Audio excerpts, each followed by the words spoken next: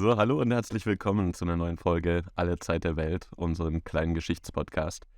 Und ich muss sagen, heute haben wir uns echt endlich mal ein schönes Thema rausgesucht, nachdem wir uns die letzten Wochen intensiv mit den Ariosophen und brauner Esoterik und den Nazis auseinandergesetzt haben, freue ich mich tatsächlich heute endlich mal mit euch über ein faszinierendes Thema zu sprechen, nämlich die Alchemie. Wir haben das Thema schon mal so ein bisschen gestriffen in der Folge über John Dee und Edward Kelly. Wir haben gesagt, dass die beiden Alchemisten waren und haben so ein bisschen darüber geredet, was die Alchemie ist, was sie sein könnte und was John Dee und Edward Kelly dann überhaupt getrieben haben. Aber die Geschichte der Alchemie beginnt weder bei John Dee und Edward Kelly noch endet sie dort, sondern es ist eine jahrtausendealte Geschichte, in der sowohl Leute, die sich für Metalle interessieren, für Mystik, für Philosophie, für Naturphilosophie, für Religionsgeschichte, als auch für empirische Wissenschaft fündig werden. Und ja, zu Beginn können wir vielleicht einfach mal mit der Frage starten, was wisst ihr denn eigentlich schon über Alchemie? Was ist Alchemie? Welche Bilder verbindet ihr vielleicht damit? Und was kommt euch da zuerst in den Kopf? Ja, mir kommt zuerst in den Kopf, dass sie im Prinzip die ersten Wissenschaftler waren. Die haben ja versucht, aus unedlen Metallen Gold herzustellen. Also sie haben sich mit Mineralien auseinandergesetzt, mit chemischen Stoffen, zu einer Zeit, als das noch neu war. Das wäre so die materielle Ebene. Und da spielt dann auch der Stein der Weisen, der recht bekannt ist, eine Rolle. Stein der Weisen kann jeden Stoff in Gold verwandeln. So heißt es ja. Wurde noch nicht gefunden, tragischerweise. Genau, und auf einer stofflichen Ebene vielleicht auch sowas wie Erleuchtung. Also, dass man jetzt nicht nur sich die chemischen Prozesse anschaut, sondern auch die inneren Prozesse vielleicht. Das wären noch meine Gedanken dazu. Ja, ich muss ehrlich gesagt sagen, ich habe mir vor der Folge heute auch ein bisschen Gedanken gemacht zu meinem Alchemiebild und das, was Jonas gerade gesagt hat, ist auf jeden Fall deutlich fundierter wie alles, was ich den Großteil meines Lebens zu Alchemie so im Kopf hatte. Das war für mich immer so ein bisschen so ein blinder Fleck historisch. Also ich habe mich gern mit Geschichte auseinandergesetzt und selbst in meinem Studium kam die Alchemie eigentlich nie vor oder immer zu kurz und war so ein Randgebiet. Und erst im letzten Jahr, so ein bisschen unter deinem Einfluss, Mimi, habe ich mich angefangen, da mehr mit auseinanderzusetzen. Und bin sehr froh, dass ich mich auf diese Reise gemacht habe, gedanklich.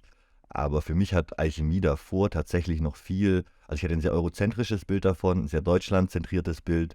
Ich hatte diese Vorstellung eben von Quacksalbern, die reichen Adeligen Fantasien von Reichtum verkaufen und dann am Ende teilweise dafür eben am Galgen enden.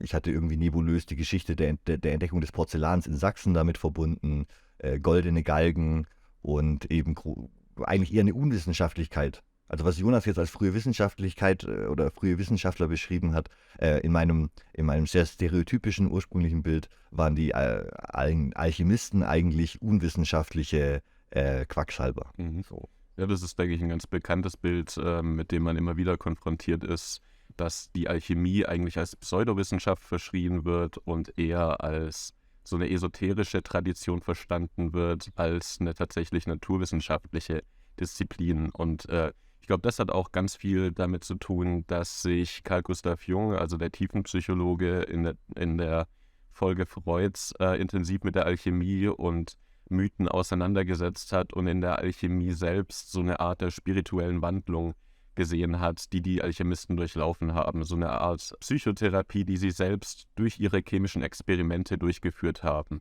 Es ist natürlich fraglich, ob man nur genug Quecksilber einatmen muss, um irgendwie psychoanalytische Erfolge zu erzielen. Aber man kann es ja mal ausprobieren. Und auch das Quacksalben, was du angesprochen hast, das ist auch, also das Quacksalben kommt von Quecksilber und Quecksilber ist das zentrale Element der Alchemie, das in der Transmutation, also der Verwandlung von Metallen, eine entscheidende Rolle spielt. Also ich hätte jetzt auch erwartet, dass ihr so Namen nennt wie Nicolas Flamel, der Stein der Weisen ist schon gefallen. Also auch in so popkulturellen Filmen und Büchern wie Harry Potter werden Geschichten erzählt über die Alchemie und ich war fasziniert dann herauszufinden, dass das meiste, was über die Alchemie in Harry Potter berichtet wird, tatsächlich mehr oder weniger Fakten darstellt. Zum einen natürlich der Stein der Weisen, der das zentrale gedankliche und chemische Konstrukt der Alchemisten darstellt, also eine Substanz, die zum einen jegliches unreine Metall wie Blei, Eisen oder auch Silber in Gold verwandeln kann. Und zum anderen spielt ja die Figur Nicolas Flamel eine entscheidende Rolle in Harry Potter im ersten Teil. Und Nicolas Flamel war tatsächlich ein Alchemist, ein französischer Alchemist, der auch an dem Stein der Weisen gearbeitet hat. Genau. Also was J.K. Rowling da eigentlich in ihren Harry Potter Büchern gemacht hat, ist eine relativ realistische Darstellung davon geben, was Alchemie eigentlich ist. Nämlich auf der einen Seite die Herstellung des Steins der Weisen, der unreine Metalle in Gold verwandeln kann, und auf der anderen Seite soll der Stein auch ein Mittel zum ewigen Leben und zu ewiger Jugend sein. Genau wie es auch in Harry Potter dargestellt wird. Aber wurde die Idee des Steins von Flanell selber begründet oder ist es eine alte Idee, die er nur versucht hat umzusetzen? das ist eine ganz alte Idee, der Stein der Weisen wird in der Alchemie als das Magnum Opus, das große Werk angesehen und bildet so das Endziel der Alchemie. Also in allen ihren Experimenten und Versuchen, in denen sie Metalle und Mineralien, Chemikalien zusammenmischen, versuchen sie letztendlich ein großes Rätsel zu lösen, und zwar des Rätsels des Steins der Weisen. Letzten Endes ist ja der Stein der Weisen sowas wie ein Symbol für das Göttliche, für das Leben, das uns Menschen geschenkt wird, und dass wir mit dem Stein der Weisen so eine quasi göttliche Substanz verlängern können und mit der wir in die Welt eingreifen können und Metalle in Gold verwandeln können. Also dieses ewige Leben und das Gold hängen quasi direkt miteinander zusammen, weil wir haben jetzt beides gehört, Ja. dass der Stein der Weisen Gold machen kann und eben ewiges Leben. Gibt es ja doch Unterschiede. Letztendlich steht der Stein der Weisen eher für das Göttliche selbst, also die Idee der absoluten Erkenntnis der Wahrheit an sich und ein Verständnis über die grundlegenden Prozesse in der Natur. Also Alchemie war vor allem grundlegend eine Naturphilosophie, die versucht hat, in der Welt und in den Prozessen, die darin ablaufen, Gottes Sprache zu verstehen und Gottes Werke zu verstehen und letztlich zu vollenden. Die Bedeutung von Metallen wird uns eigentlich erst bewusst, wenn wir uns überlegen, wo sie überhaupt herkommen. Entweder Metalle kommen aus der Erde, und in vielen Religionen spielte die Erde, Mutter Erde, ja auch die Funktion einer Schöpfungsmacht. Das heißt, in der Erde sind Metalle verborgen, die nach der Vorstellung der Alchemisten verschiedene Reifheitsgrade durchlaufen.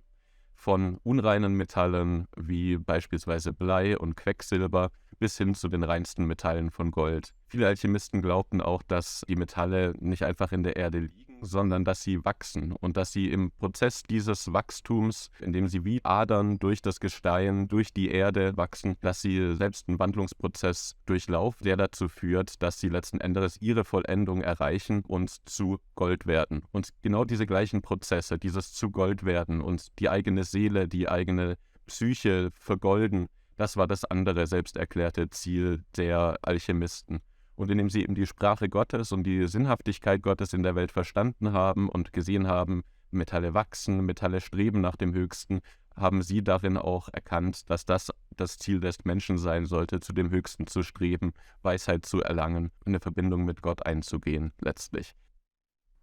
Das ist ein bisschen wie die Suche nach der Einheitsformel der modernen Physik. So nach der einen Formel, die alles in sich beinhaltet, die dann quasi, die ausreicht, um alle physikalischen Prozesse im Mikro- wie Makrokosmos zu beschreiben. Ja, ganz genau. Diese Formel an allem, an dem auch heute noch Physiker arbeiten, an dem auch Stephen Hawking etc. gearbeitet haben, ist ja letzten Endes nichts anderes, als irgendwie zu verstehen, wie unsere Welt funktioniert und das auf einer indirekten Weise wiederzugeben, nämlich in Form einer Formel. Und genau das Gleiche haben die Alchemisten und Alchemistinnen vor allem auch getan. Die Alchemie war von Anfang an eine geheime Wissenschaft. Das Wissen, gerade weil es als quasi göttlich galt, das in diesen Experimenten zutage gefördert wurde, wurde meist in einer ausgeklügelten Kryptographie verborgen, sodass das Wissen eigentlich nur in kryptischer Form die Zeit überdauert hat. Wenn man sich so alchemistische Bücher anschaut, stecken die voll von seltsamen Aphorismen und Metaphern für die verschiedenen Elemente und für die verschiedenen Chemikalien, die in den Prozessen verwendet werden, für die Durchlaufung der verschiedenen Prozesse. Aber man könnte diese Sprache entweder als Auswüchse eines wahnhaften Mystikers sehen oder eben eine wissenschaftliche Sprache abseits der gewöhnlichen Alltagssprache zu entwickeln, um bestimmte Prozesse in der Welt nachzuvollziehen und zu beschreiben. Also wenn man sich so ein alchemistisches Buch anschaut, wirkt es wahrscheinlich genauso kryptisch und unverständlich, wie wenn man jetzt ein Paper über Quantenphysik lesen würde heute oder wenn man sich die Namen der heutigen Elemente anschaut und die Kohlenstoff-Wasserstoff-Brückenbindungen. Ich war furchtbar in Chemie leider und das bereue ich, seit ich mich ein bisschen mit der Alchemie ausgesetzt habe, aber so die chemische Sprache oder auch physikalische Sprache ist ja auch letzten Endes eine Wissenschaftssprache, die komplexe Prozesse abstrahieren will und möglichst einheitlich und präzise und knapp darzulegen. Zum anderen ist die Alchemie natürlich auch wichtig, weil sie sich mit Metallen befasst hat und Metalle seit der Menschheitsgeschichte ein Treiber der Zivilisation war. Wir reden ja nicht umsonst von der Steinzeit, von der Bronzezeit, von der Eisenzeit und jetzt vielleicht von der Stahlzeit, weil die Möglichkeiten und die Technologien dadurch, dass man sich neue Metallverarbeitungstechniken angeeignet hat, dazu geführt haben, dass man auch über soziales Prestige und vor allem über militärische Macht verfügen konnte, wenn man die Metalle bändigen konnte, wenn man sie aus dem Boden holen konnte, wenn man sie in Hochöfen schmelzen und gießen konnte, wenn man sie bearbeiten konnte. Und vor allem halt auch Werkzeuge, ne? Pflüge, Hämmer, Sicheln, Sensen, diese ganzen Sachen, die man dann für Landwirtschaft braucht, das ist natürlich ein riesen Fortschritt, wobei man sagen muss, diese Einteilung in die unterschiedlichen Zeitalter nach den Materialien ist mittlerweile in der Wissenschaft natürlich überholt. Das war die Idee von einem Archäologen, Pseudowissenschaftler im 19. Jahrhundert, bin mir nicht ganz sicher, ich habe den Namen leider vergessen, aber es gab natürlich die Ungleichzeitigkeit von all diesen Materialien immer, die sich aber natürlich langsam trotzdem durchgesetzt haben. Also wir haben heute aus gutem Grund sehr wenige Steinwerkzeuge im Alltag und in der vorindustriellen Zeit war natürlich der Schmied eine der wichtigsten Personen im Dorf, weil das die Person ist, die Metall bearbeiten kann und damit all deine Werkzeuge reparieren und instand setzen oder auch herstellen kann.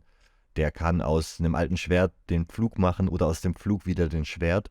Und deswegen haben Schmiede ja oft auch so ein bisschen so dieses magische oder in der Mythologie diese besondere Stellung zwischen den Menschen und den Göttern, weil sie eben da am Feuer stehen und das Metall, das eben irgendwas Göttliches hat, aus der Muttererde kommt und von den Göttern quasi geschenkt wurde, weil er das bearbeitet und formen kann. Das Bild des Schmieds hat was Mystisches und man weiß oft nicht so recht, ob der Schmied jetzt gut ist oder schlecht, weil sein Werk eben dem eines Gottes gleichkommt, weil er die Metalle bearbeiten kann und den Menschen praktisch wie Prometheus nicht das Geschenk des Feuers macht, sondern das Geschenk der Werkzeuge, um ihr Leben zu erleichtern, um die Felder bestellen zu können, aber dann eben auch, um in den Krieg zu ziehen. Also sie gelten natürlich auch irgendwie als Kriegstreiber oder als die Menschen, die Krieg ermöglichen, die Tod bringen durch die todbringenden Waffen, die sie herstellen. Vor allem, weil, also in der Nibelungensage gibt es ja noch eine andere Herkunft der Metalle, nämlich die aus dem All gekommen sind, also Meteoriten, die auf die Erde gefallen sind, die aus irgendeinem Amalgam aus verschiedenen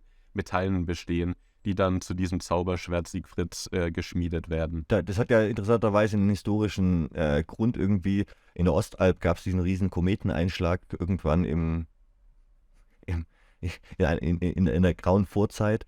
Und der Grund, warum quasi in Süddeutschland hochqualitative Schwerter und Waffen hergestellt wurden ab dem 6. Jahrhundert oder ab dem 5. Jahrhundert, die dann teilweise auch nach Rom verkauft wurden, weil sie hochqualitativer waren als die Waffen, die dort hergestellt wurden, war, dass man in der Ostalb einfach an diesem Kraterrand entlanglaufen musste und jahrhundertelang einfach Brocken von Metall aus dem Weltall auflesen konnte, die quasi da rausgeschleudert wurden aus der Erde.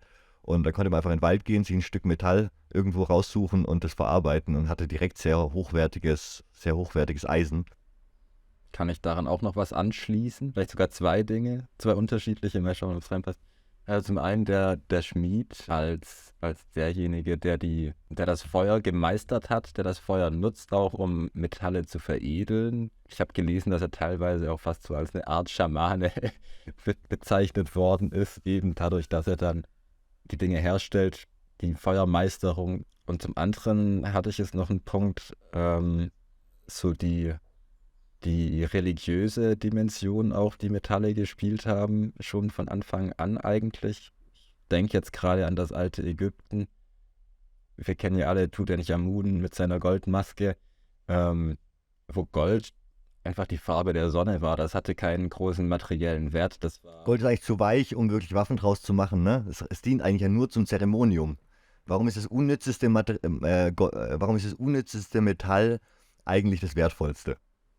Ähnlich wie der Schmied war auch der Alchemist, waren die Alchemistinnen in ganz vielen Bereichen tätig. Sie haben mit Metallen gearbeitet, sie waren durch ihre chemischen Fertigkeiten in der Lage, Metalle aus Stein zu lösen. Sie konnten färben, sie waren im Bergbau tätig. Sie waren also in Europa zumindest vor allem auch im industriellen Bereich sehr weit verbreitet. Obwohl es natürlich die vorindustrielle Zeit war. Auch in der industriellen Zeit, da werden wir nachher vielleicht nochmal dazukommen. Die Alchemisten hatten damals eben noch nicht diesen verruchten Anklang. Es gab natürlich die Beispiele, die du vorhin genannt hast, dass Alchemisten vorgegeben haben, unreine Metalle in Gold verwandeln zu können und dass sich viele an Königshöfen eingeschlichen haben und dort ihre Geldgeber um große Geldbeträge gebracht haben, auch im Heiligen Römischen Reich. Gab es wahrscheinlich niemanden, der wirklich gesagt hätte, dass Alchemisten theoretisch nicht machen können, was sie vorgeben zu tun. Also der Glaube, dass sie tatsächlich verstanden haben, wie die Natur funktioniert und dass sie diese Prozesse in ihren Reagenzgläsern, in ihren Hermesfläschchen, in ihren alchemistischen Laboren nachvollziehen und reproduzieren können, glaubten die Menschen, dass sie tatsächlich in der Lage sind, Dinge in Gold zu verwandeln. Das ist so ein bisschen wie heutzutage die Menschen den Algorithmen ganz riesige Fähigkeiten zuschreiben, weil keiner versteht, wie Algorithmen funktionieren oder künstliche Intelligenz. Und dann wird immer geglaubt, die könnte schon alles und die wäre super allwissend, und in Wirklichkeit sind es einfach nur irgendwelche riesigen Hallen in Manila oder in Westafrika voll mit günstigen Arbeitskräften, die quasi die Denkleistung der AI übernehmen. Also man glaubt schnell daran, dass etwas übernatürliche Fähigkeiten hat, oder man schreibt schnell etwas mehr Fähigkeiten zu, als es hat, wenn man es nicht versteht. Und ich meine, die Welt war damals noch ein größeres Rätsel als Für mich ist die Welt immer noch ein Riesenrätsel. Ja, das wird sie auch immer bleiben. Aber zumindest haben wir mittlerweile andere Methoden entwickelt, um die Welt irgendwie zu rationalisieren und zu verstehen. Aber die Methode, die die Alchemisten eben gewählt haben, war, in der Natur den verborgenen Werken Gottes nachzuspüren, diese zu verstehen und dann sich selbst und Metalle als Symbol des Ganzen in Gold zu verwandeln. Sie waren durch ihre Kenntnisse natürlich dann auch in der Lage, und diese Kenntnisse wurden dann natürlich auch auf den Höfen genutzt, beispielsweise Schwarzpulver herzustellen, zu synthetisieren, was dann natürlich auch wiederum in der Kriegsführung im Mittelalter und der frühen Neuzeit eine entscheidende Rolle gespielt hat. Aber vielleicht kehren wir jetzt nochmal zurück zu den religiösen und mystischen Ursprüngen, die die Alchemie eigentlich besitzt. Genau, weil wir reden die ganze Zeit von irgendwelchen Höfen in Europa und in Deutschland. Da sind wir wieder genauso eurozentrisch wie und genauso deutschlandzentriert wie mein ehemaliges Stereotyp von der Alchemie. Ne? Das wollen wir heute nicht sein, ne? Aber wo müssen wir denn zurückkehren, wenn wir uns zu den Ursprüngen der Alchemie begeben wollen? Also ich würde jetzt mal vermuten Ägypten. Ja. Aber wahrscheinlich noch weiter zurück, früheste Steinzeit, ganz kurz nach der Entwicklung der Sprache. Der erste Mensch, der sein Urin mit Früchten blau gefärbt hat, keine Ahnung. Das war der erste Alchemist. Ja, beweis mir das Gegenteil. Also als die ersten Alchemisten gelten tatsächlich zwei Frauen, die im antiken Alexandria die ersten alchemistischen Experimente durchgeführt haben. Zum einen Kleopatra, die Alchemistin. Sie war Alchemistin, wie ihr Name verrät, und Kleopatra, die Jüdin. Sie war Jüdin, wie ihr Name verrät. Und das ist genau der Kontext, in dem die Alchemie entsteht. Wir sind hier ungefähr im 3. Jahrhundert vor Christus. 3. bis 1. Jahrhundert vor Christus, ganz genau lässt sich nicht sagen. Es ist die Zeit nach der Eroberung Ägyptens, der gesamten bekannten Welt zu diesem Zeitpunkt durch Alexander den Großen. Die ganze bekannte Welt? Nein. Ein pakistanisches Dorf hat erfolgreich Widerstand geleistet. Aber Alexander hat so ziemlich die ganze Welt eingenommen. Hat seine Eroberungszüge bis nach Indien, bis nach ins heutige Afghanistan ausgedehnt. Im Westen war zu der Zeit auch noch nichts zu holen und noch Ja. nichts los. Ne? Also zu der Zeit war Rom ein Dorf mit 7 Hügeln, auf dem die Leute immer noch an Malaria gestorben sind die ganze Zeit. Wobei das sich eigentlich später auch nicht geändert hat. Ähm, genau, aber zu dieser Zeit geschieht was Faszinierendes. Und zwar in den Regionen, in denen Alexander der Große sein neues Reich errichtet, gibt es natürlich lokale Gottheiten und Gotteskulte. Es gibt Religionen. Aber anstatt diese Religion zu verbieten und zu unterwerfen, geschieht was wirklich Beeindruckendes. Und zwar gibt es Kulte, die versuchen, verschiedene griechische und dann auch im ägyptischen Kontext ägyptische Gottheiten miteinander zu verschmelzen. Das Gleiche ist in dem gesamten Reich Alexander des Großen geschehen. Deswegen gibt es auch heute noch in Afghanistan diese riesigen Buddha-Statuen. Man spricht da von dem Gräko-Synkretismus. Da versucht wurde, so eine Synthese zwischen dem griechischen Pantheon und der Mythologie bzw. der Religion des Buddhismus, auf den man gestoßen ist bei den Eroberungskreuzzügen, herzustellen. Ganz kurz, zwei Sachen. Es waren keine Kreuzzüge, es waren einfach nur Eroberungszüge und noch keine Kreuze zu der Zeit. Und die Statuen, die du beschrieben hast, sind mittlerweile zu einem großen Teil von den Taliban weggesprengt worden. Fun Ja, Fact. leider. Die waren wirklich beeindruckend. Mein Vater war da mal in den 70er Jahren und hat davon berichtet. Genau. Aber in Ägypten geschieht eben was sehr Ähnliches. Es gibt Verschmelzungen von verschiedenen ägyptischen und hellenistischen, griechischen Gottheiten. Und eine besondere Verschmelzung spielt dann auch eine entscheidende Rolle für die Entwicklung der Alchemie und gilt sozusagen als der Urvater der Alchemie, die mythologische Person, die den Menschen das Mysterium der Alchemie gelehrt hat. Und diese Person ist Hermes Trismegistos.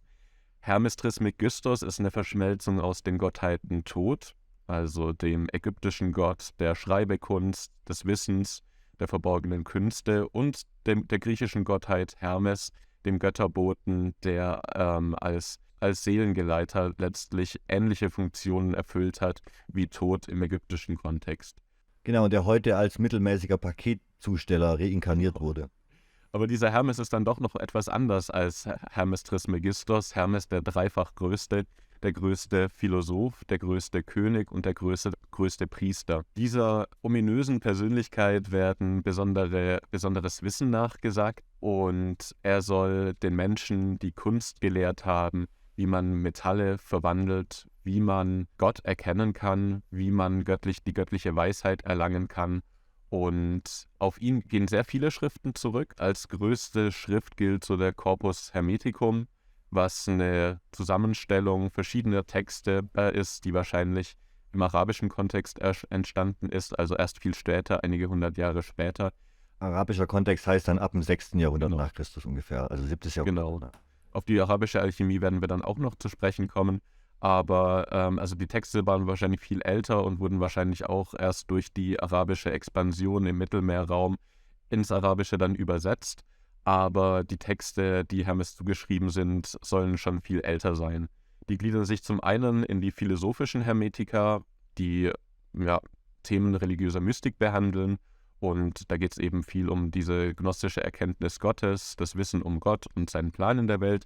Und dann gibt es noch die technischen Hermetiker, die besonders für die Alchemie dann entscheidend waren, in denen die Herstellung von Talismanen, von Lösungen, die ewige Jugend versprechen und dann auch das Versprechen, was letzten Endes eigentlich nicht in den Corpus Hermetica steht, sondern letzten Endes in der Exegese-Geschichte entstanden ist, dass Menschen in der Lage sind, durch diese Technik unedle Metalle in Gold zu verwandeln. Also dieser Hermes Trismegistus wurde schon mit Mose identifiziert und er soll Noah gewesen sein oder ein anderer Prophet.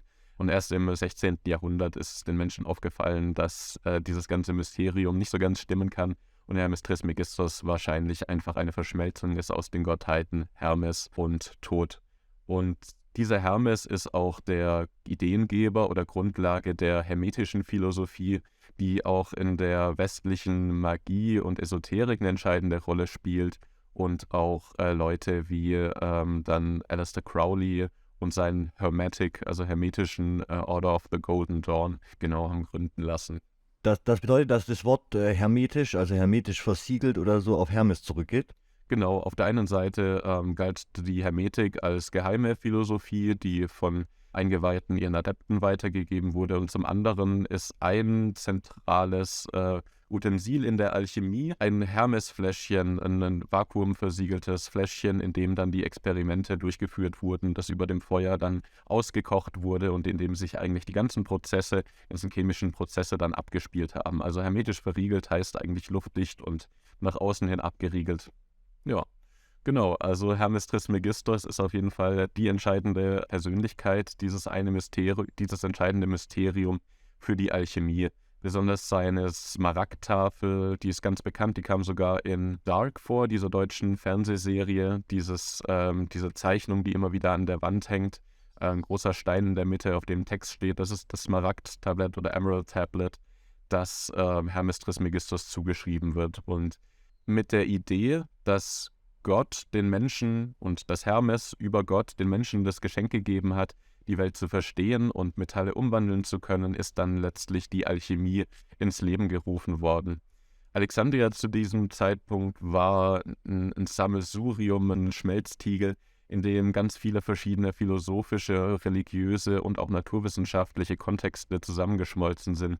Es ist die Zeit, in der auch die große Bibliothek von Alexandria angelegt wird und die Museen, in denen den Künsten gefrönt wird, in denen Menschen verschiedener Religionen und Sprachen zusammenkommen, um unter anderem dann auch später die Septuaginta zu übersetzen, also die Übersetzung der Bibel ins Griechische. In diesem Kontext entsteht dann die Alchemie und ich habe schon angedeutet, zwei der bedeutendsten Alchemistinnen sind Frauen. Kleopatra, die Alchemistin, hat die Idee entwickelt, dass man unreine Metalle in Gold entwickeln kann. Ihre bekannteste Schrift oder ihre einzig überlieferte Schrift ist die sogenannte Chrysopoeia, also die Kunst, Gold herzustellen und bildet eigentlich den Ursprung der alchemistischen Literatur. Das sollte man sich auch im Internet mal anschauen, da gibt's Darstellungen von, sehr bildlich dargestellt, wenig Text, eigentlich gar keinen Text. Und in dieser Schrift taucht auch zum ersten Mal der Ouroboros auf, also die Schlange, die sich selbst in den Schwanz beißt, was auch ein Symbol für die Alchemie ist, weil die Alchemie davon ausgegangen ist, dass alles, was sich auf der Metaebene, was sich außerhalb der Erde abspielt, also die Bewegung der Planeten, der Sterne etc., das Göttliche, sich auch im Kleinsten abspielt, nämlich auch in den chemischen Prozessen, die sich in ihren Reagenzgläsern abspielen. Es gibt auch eine starke Tradition, Astrologie und Alchemie zusammenzudenken. Und viele alchemistische Experimente beruhen auch auf bestimmten Planetenkonstellationen.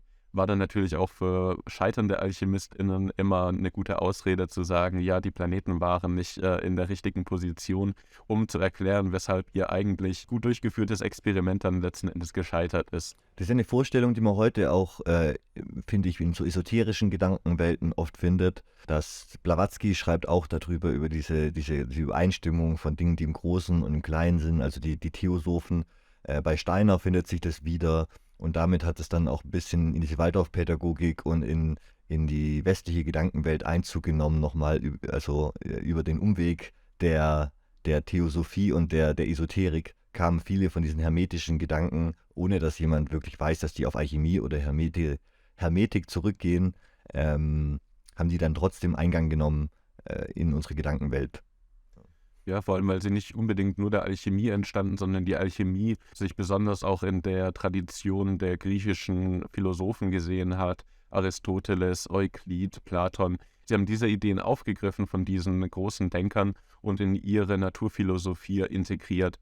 Also die Temperamentlehre von heiß, warm, feucht und kalt, wie sie bei Aristoteles auftaucht, oder die Aufteilung in Feuer, Wasser, Erde und Luft. Es sind Vorstellungen, die in der Alchemie genauso eine Rolle spielen, genauso das atomistische Denken. Wir müssen uns vorstellen, dass es nicht lange her ist, also zu dieser Zeit, dass solche Ideen entwickelt wurden, dass es die kleinsten unteilbaren Teilchen gibt, die Atome, aus der unsere komplette Materie besteht. Und aus diesem Gedanken heraus, dass es diese kleinen unteilbarsten Teile gibt, die in der Alchemie dann die Prima Materia genannt wurde, also die ursprüngliche Substanz, die formbare Substanz, aus der dann alles entstehen kann, Das wurde in der Alchemie dann genutzt, um zu sagen, wir können, indem wir Materie auflösen, durch Säuren, durch Laugen, können wir Materie zersetzen und diese Materie dann neu zusammensetzen und praktisch nach den gleichen Regularien, wie sie Gott angewandt hat, neue Materie entstehen lassen und so die Welt nach unserem Willen formen. Und wenn wir dies erlangt haben, wenn wir tatsächlich in der Lage sind, Blei oder Eisen in Gold zu verwandeln, dann werden auch wir Erleuchtung erfahren haben und dann werden wir auch in der Lage sein, in das Himmelreich einzutreten, weil wir unsere Seele geläutert wissen und weil wir erkannt haben, was Gottes Pläne für uns und für die Materie auf unserer Erde sind. Also es geht wie immer um Seelenheil, ja? Letztlich geht es um Seelenheil, vor allem auch in den Ursprüngen. Also die ganze Alchemie ist eigentlich eine mystische Suche nach dem Sinn Gottes und nach einer Sprache, in der Gott mit den Menschen kommuniziert. Und indem sie diese nachvollziehen, erlangen sie eben diese Gnosis, die Weisheit. Aber ist es eine christliche Interpretation der ganzen Sache, also der Schriften? Weil das hört sich ja mit dem also das hört sich nach einer sehr christlichen Auslegung von antiken Schriften an, für mich. Es ist nicht unbedingt christlich, es ist also in den Ursprüngen, es ist erstmal eine israelitische bzw. jüdische mystische Tradition und vor allem auch mit einem starken Fokus auf Naturwissenschaften. Das darf man nicht vergessen. Also es ist nicht weder einfach nur eine Naturwissenschaft und dazu noch eine Religion, sondern es ist beides in einem. Die Alchemie hat Wandlungsprozesse durchlaufen, aber auch im christlichen Kontext wurde sie letzten Endes als Donum Dei, als Geschenk Gottes bezeichnet. Viele der frühen christlichen Alchemisten waren auch Priester, waren Bischöfe oder Pfarrer in Klöstern, die durch ihre Kenntnisse der Griechischen, des Lateinischen, des Arabischen zuerstmals damit überhaupt in Kontakt gekommen sind. Wer sollte sonst irgendwelche Bücher aus dem Lateinischen übersetzen, wenn nicht irgendwelche Priester?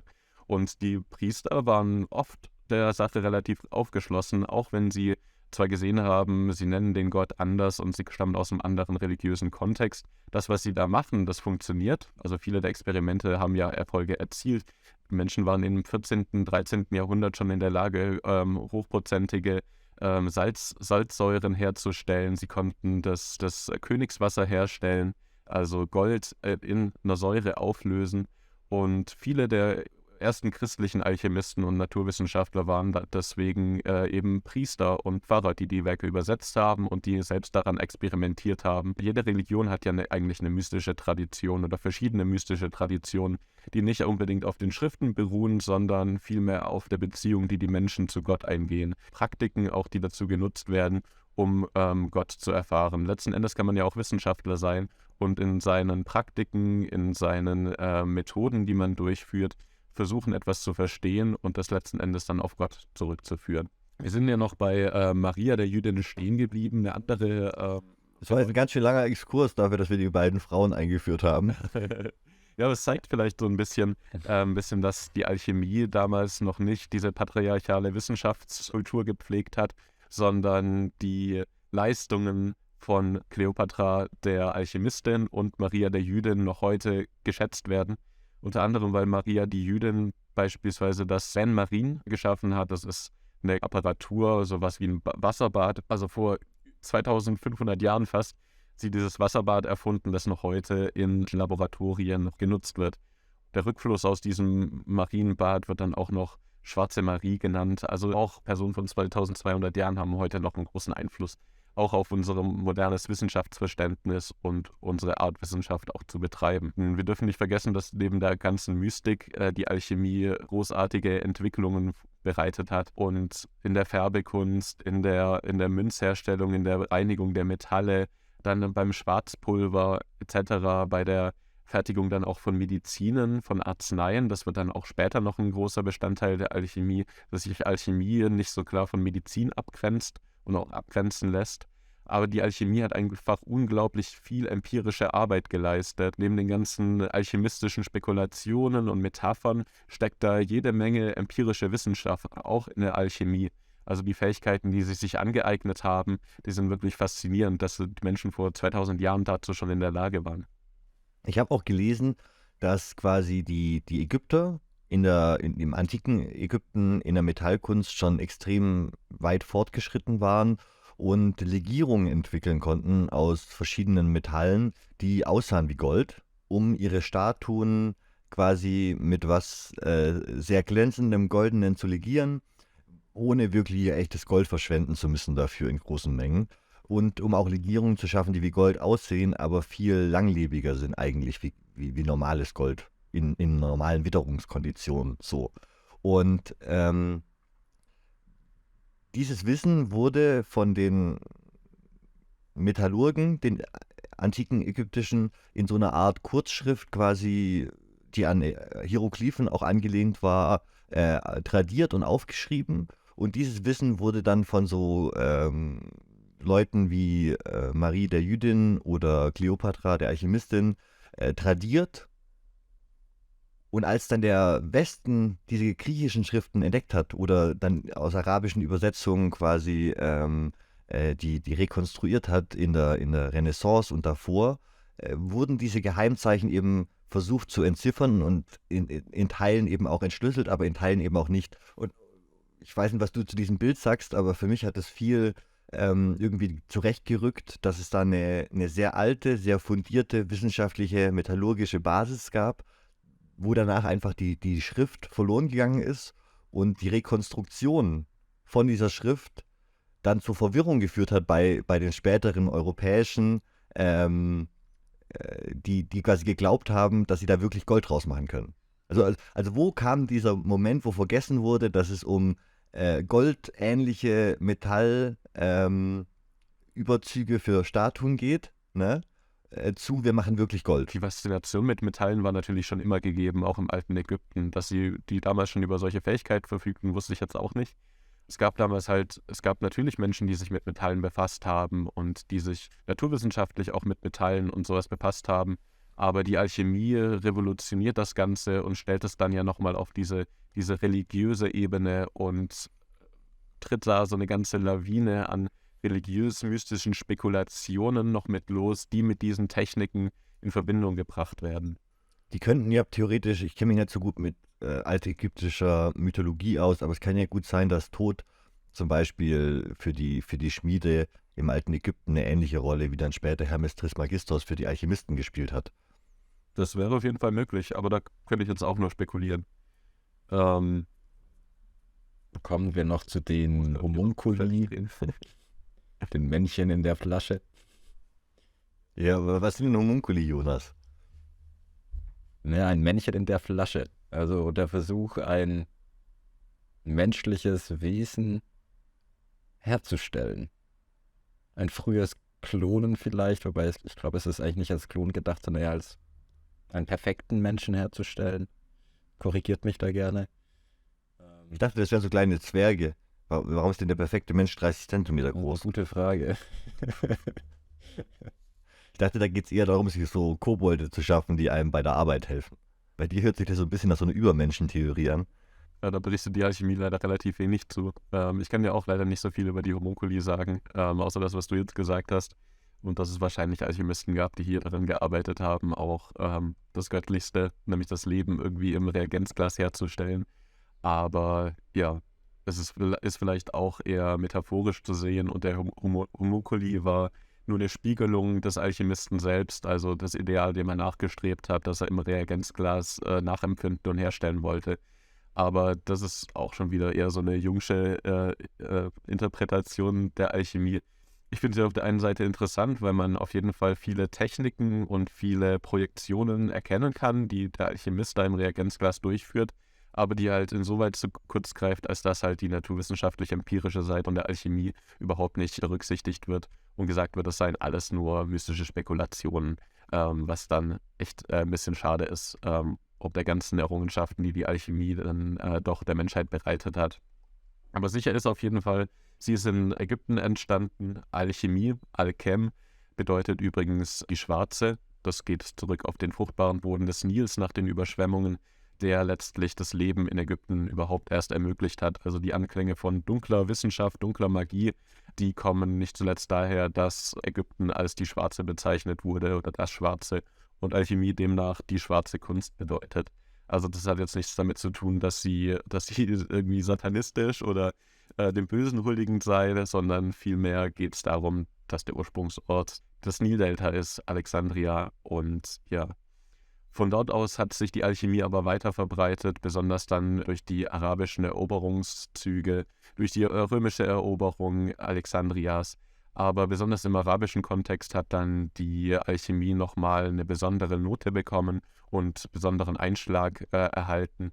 Wurde von Leuten wie Al-Kindi, Al-Razi und Avicenna, Pseudogeber weiter verfolgt und versucht, diese alchemistische Vorstellung in ihren Glauben und in ihre Glaubenspraxis zu integrieren. Besonders im arabischen Kontext war die Alchemie, galt sie als Geheimwissenschaft und wurde unter großer Vorsicht verschlüsselt und das Wissen nur eben in dieser verschlüsselten Form weitergegeben. Aber in diesem arabischen Kontext sehen wir zahlreiche alchemistische Schriften, die dann auch wegweisend waren. Unter anderem entsteht in diesem Kontext auch die Schwefel-Quecksilber-Theorie der Alchemie. Schwefel und Quecksilber werden in den meisten alchemistischen Traditionen als die beiden Grundelemente verstanden, aus denen sich jedes Metall zusammensetzt. Die Alchemisten, besonders die arabischen Alchemisten, glaubten, dass jedes Metall zu bestimmten Teil aus Schwefel und zu einem bestimmten Teil aus Quecksilber besteht. Und indem sie die Mischungsverhältnisse von diesen beiden Elementen verändert haben, konnten sie letztlich verändern, was für ein Metall am Ende herauskommt. Diese beiden Elemente, die auch in Metaphern als die Sonne und der Mond dargestellt werden oder als das Männliche und Weibliche, die werden in der arabischen Alchemie hermaphroditisch zusammengeführt. Also die Vereinigung von Mann und Frau, von Sonne und Mond und von Quecksilber und Schwefel sind analoge Prozesse, die als die göttliche Hochzeit gelten. Also in dem Hermesfläschchen verschmelzen Sonne und Mond, Schwefel und Quecksilber und bieten die Möglichkeit, Gottes Kräfte oder die Kraft, die der Natur innewohnt, zu nutzen, um neue Metalle herzustellen und Gottes Willen letztlich damit zu vollführen. Also die ganze Bildlichkeit auch der Alchemie ist faszinierend. Da sollte man sich wirklich mal ein Alchemiebuch aus der Bücherei ausleihen oder einfach im Internet rumstöbern. Also die bildlichen Darstellungen, die da genutzt werden und auch die Symbole sind faszinierend. Es hat auch eine sehr ästhetische Seite. Ja, das ist wirklich ein guter Moment, um allen den YouTube-Kanal von Dr. Justin Sledge zu empfehlen. Wir sind alle große Fans von ihm. Wie heißt der Channel? Esoterica heißt der Channel. Großartig, wenn ihr euch für Magie, für Esoterik, Kabbalah. für Alchemie, für Kabbalah interessiert, dann seid ihr da richtig. Dr. Justin Sledge ist einer der belesensten Menschen, die ich kenne, und macht fantastische Videos auf akademischem Niveau über die philosophiegeschichtlichen Ursprünge von Alchemie und verschiedenen anderen mystischen Traditionen. Er hat jetzt auch letzte Woche eine ganze Folge rausgebracht zum Mutus Liber, zu dem stummen Buch, das voll ist von bildlichen alchemistischen Darstellungen, eigentlich nur aus Bildern besteht, die er einzeln seziert und auf ihren alchemistischen Gehalt befragt. Es ist wirklich großartig. Dazu hat er noch Humor und schaut rein. Ja, genau. Wenn jemand Qualifizierten, im Gegensatz zu uns, jemanden Qualifizierten über Alchemie sprechen hören wollt, dann Dr. Justin Sledge. Genau, aber wir waren jetzt gerade noch im arabischen Kontext stehen geblieben. Aber der arabische Kontext, der erweitert sich so schnell und so rapide, dass dort auch wieder Berührungspunkte zwischen dem Islam und deren Interpretation der Alchemie und anderen mystischen und religiösen Kontexten auftaucht. Beispielsweise Byzanz. In Byzanz ist natürlich auch so ein Schmelztiegel, in dem Wissen aus der... Naja, Byzanz also Alexandria war ja dann ganz lange unter byzantinischer Herrschaft. Also nach der Geschichte mit Kleopatra, der nicht Alchemistin, sondern der Königin und so, war es dann ja unter römischer Herrschaft, dann unter oströmischer Herrschaft, also unter byzantinischer und bis ins 6., 7. Jahrhundert, bis dann eben mit der Expansion des Islams Alexandria, Ägypten und die Levante nach und nach unter arabische Kontrolle gekommen sind, das erste Kalifat.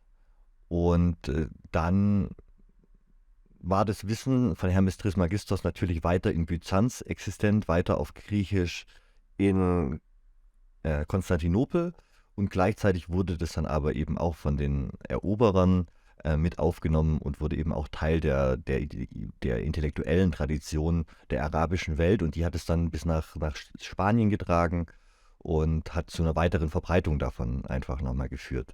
Diese Ideen sind quasi unabhängig von dem, wer herrscht. Die schwimmen immer so ein bisschen im Subtext der intellektuellen Elite mit und haben sich da erstaunlich über die Jahrtausende hinweg tradiert, weil es spannende Ideen sind, die philosophischen Anklang gefunden haben, egal was die Leute sonst geglaubt haben. Es ist auch faszinierend dann zu sehen, dass in diesen Kontexten die Alchemie floriert hat, als man in Europa noch nicht davon gehört hatte. Also erst durch die islamische Eroberung dann auch Spaniens bzw. der Iberischen Halbinsel, also Al-Andalus, ist dann dieses Wissen auch nach Europa gekommen und wurde dann nach der Reconquista auch in Europa verbreitet. Und zum anderen, nach dem Fall Konstantinopels, sind diese Texte dann erst nach Europa gekommen. Erst so im 13. bis 15. Jahrhundert, 14. bis 15. Jahrhundert, tauchen überhaupt erst alchemistische Schriften in Europa auf, die besonders dann von Marcello Ficino übersetzt werden, einem italienischen Humanisten, Philosophen, der sich auch vielen Schriften Hermes Trismegistus zugewandt hat und die das erste Mal ins Lateinische übersetzt hat. Und eben aus Al-Andalus und aus Byzanz kamen diese ganzen Texte dann erst nach Europa und haben dann, wie gesagt, dort erst Anklang gefunden in Klöstern und wurden dort dann praktiziert. Teilweise wurde Alchemie und auch Magie, Nekromantie noch an europäischen Universitäten gelehrt. Es war Teil des Curriculums, weil man es eben als Naturphilosophie betrachtet hat und einfach auch die naturwissenschaftlichen Erkenntnisse, die man gewonnen hat, nicht mehr von der Hand zu weisen waren. Aber durch das Framing, dass man eben Gottes Werk vollbringt, dass man Gottes Geschenk nutzt, um die Welt zu verstehen und zu verändern und vor allem dann auch im Sinne der Herrschenden, konnte man natürlich seinen Kopf bewahren. Viele haben natürlich versucht, dann ihr Glück als Quacksalber von Quecksilber, eben diesem Urstoff der Alchemie, durch Quacksalberei sich Geld zu verdienen und eine berühmte Hinrichtungsmethode für Alchemisten, die der Goldklipperei oder des Betrugs schuldig befunden wurden, war dann auch der goldene Galgen, der in Europa verbreitet war, an denen die Alchemisten dann aufgeknüpft wurden. Aber trotzdem sollten wir eben nicht vergessen, dass die Alchemie erst eine Naturphilosophie war und eine Naturwissenschaft, die Erkenntnisse geliefert hat, die das Schwarzpulver in Europa verbreitet haben, weil die Alchemisten durch ihre chemischen Kenntnisse in der Lage waren, mittlerweile Stoffe zu synthetisieren und eben Schwarzpulver herzustellen, Metalle zu bearbeiten und aus schwerem Stein zu lösen, um letztlich dann auch Kriege zu ermöglichen, Schwerter produzieren zu können, Rüstungen produzieren zu können. Und deswegen waren Alchemisten begehrt, sofern sie über diese Kenntnisse verfügten, und waren auch nicht selten an Höfen angestellt. Also gerade Rudolf II., der Kaiser des Heiligen Römischen Reiches deutscher Nation, der in Prag residiert hat, war ja ein berühmter Unterstützer von Alchemie und Magie und Okkultismus, weil auch die Herrschenden überzeugt waren, dass sie ihren Nutzen aus diesen Ideen ziehen konnten. Entweder praktisch durch die Metalle, die materielle Ebene, oder auf der anderen Seite eben auf einer spirituellen Ebene, indem man Gottes Werke vollbringt und einen Alchemisten, der Gottes Werke versteht, auf seiner Seite weiß, tut man letzten Endes Gottes Werk. Man ist ja sowieso auch legitimiert durch Gott selbst. Und ja, deswegen haben Alchemisten eine entscheidende Rolle gespielt, auch an den Höfen.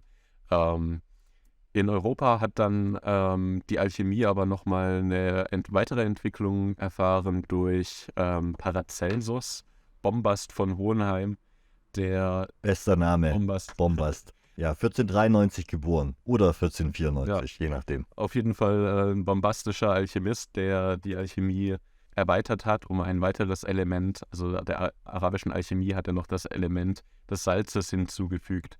Also eine Trinität der Elemente, aus denen man dann letztlich jeden Stoff synthetisieren kann. Er hat es selbst nicht geschafft, auch wenn einige Legenden das behaupten, Gold herzustellen.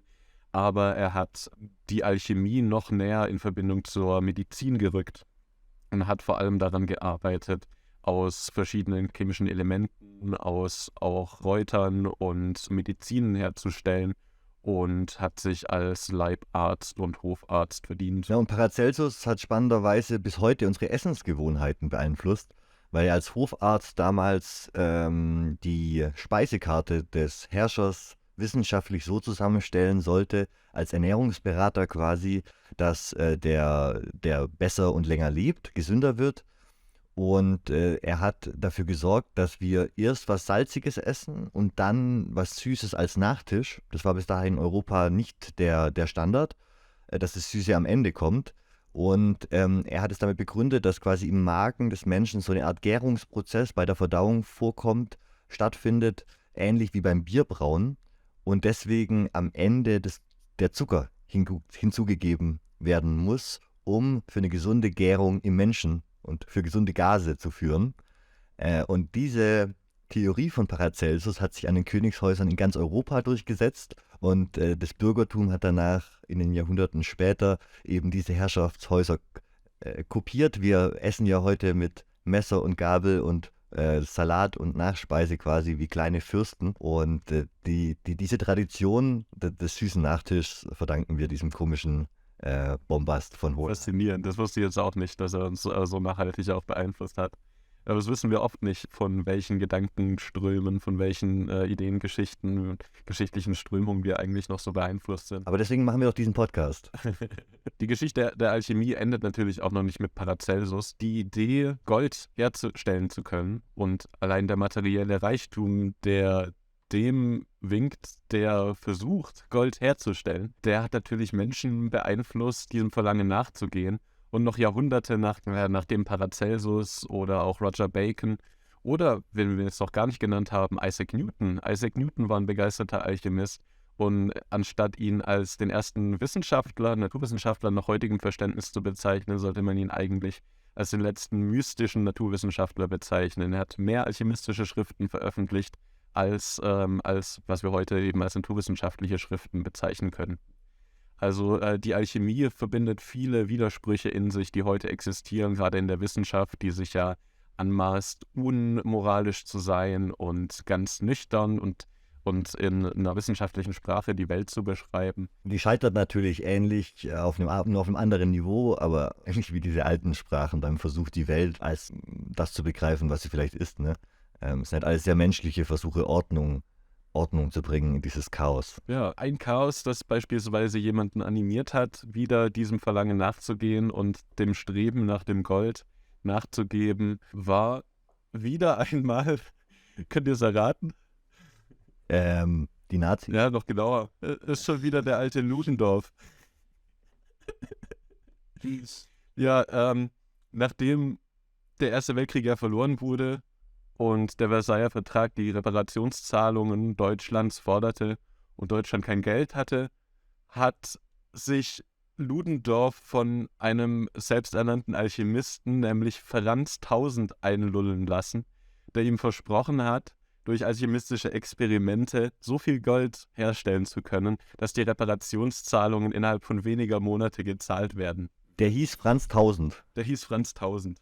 Das ist äquivalent, wenn ich heute so einen Instagram-Account anschreibe, der so Bitcoin im Namen oben hat, so Bitcoin-Symbole. Das ist genau. Nein, ich bin kein Betrüger. Wie heißen Sie? Heinz 1 Million. Aber auch Ludendorff war nicht der einzige Nazi, der auf Alchemisten reingefallen ist. Ihr könnt euch wahrscheinlich schon denken, welcher okkultismusbegeisterte Nazi wohl auf einen Alchemisten reingefallen ist. Es war wieder mal unser beliebter Himmler. Unser unbeliebter. Es war Himmler. Warum nennst du ihn unseren beliebten? Was haben wir denn dir getan, dass du den so nennst?